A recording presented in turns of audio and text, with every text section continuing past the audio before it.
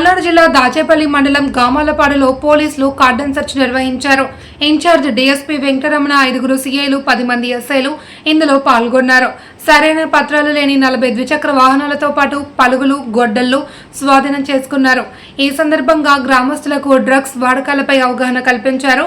మాదక ద్రవ్యాల నివారణ చర్యలపై గ్రామస్తులచే ప్రతిజ్ఞ చేయించారు.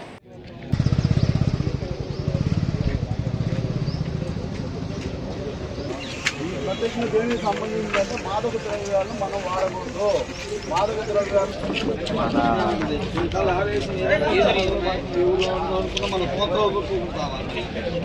సినిమా మరియు వారి సమాజంలో సృజనాత్మక మరియు ముఖ్యమైన సభ్యులు